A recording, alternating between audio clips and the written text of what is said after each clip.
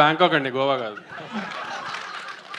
వంశీ గారు వంశీ గారు ఇంతకుముందు సినిమాలు రిలీజ్కి ముందు రోజే మీడియా షోస్ వేసేవారు కదా, సో ఇప్పుడు రిలీజ్ రోజుకే వేయడానికి రీజన్ ఏంటి సార్?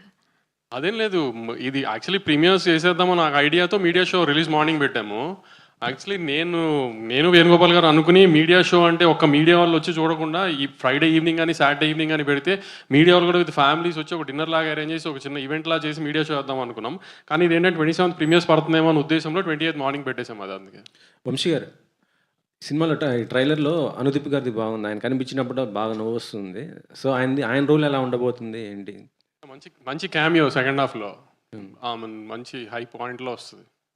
యాక్చువల్లీ అనుదీప్ మంచి కామెడీ డైరెక్టర్ కదా, సో అలాంటి ఆయన కూడా ఇలా ఒక మంచి ఆర్టిస్ట్గా ఏమైనా చేసే అవకాశం ఉందా? అనుదీప్తో చేయాలండి ప్రాజెక్ట్. అది ఆయన అడగాలి మీరు, ఆయన చేద్దామంటే అప్పుడు ఆలోచించాలి, కానీ నాకైతే ఐడియా లేదు ప్రస్తుతానికి. నితిన్ గారు సార్, ఇప్పుడు బావగారు గోవా మన అక్కడ ఉన్నారు, జపాన్లో ఉన్నారు కదా, ఈ ట్రైలర్ బావగారికి షేర్ చేశారా లేదా? ఇంకా కనుక్కోలేదు సార్, ఆయన బిజీగా ఉంటారు కదా అని చెప్పి ఇంకా చేయలేదు సార్. తప్పకుండా కనుక్కుంటాను సార్ మధ్యాహ్నం లోపల. నాగవంశి గారు ఇక్కడ.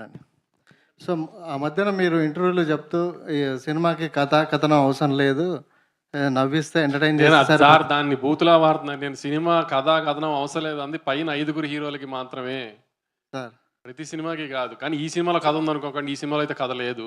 ఇది కామెడీ సినిమా, రండి. ఇప్పుడు ట్రైలర్లో ఎలా పంచుల మీద పంచులు పడినాయో ఒకదాని తర్వాత ఒకటి అట్లా పంచులు ఒక మూమెంట్స్లో ఆ పంచులు పడతా ఉంటే తప్పితే కథ ఎక్స్పెక్ట్ చేసి దయచేసి రామాకండి ఈ సినిమాకి. ఓన్లీ నవ్వుకుంటానికి రండి, సమ్మర్లో హ్యాపీగా నవ్వుకుంటానికి రండి. సో బన్నీ త్రివిక్రమ్ సినిమా ఎప్పుడు ఉండబోతుందండి, ఎప్పుడు స్టార్ట్ అవుతుంది? సెకండ్ హాఫ్ ఆఫ్ ది ఇయర్లో స్టార్ట్ అవుతుందండి.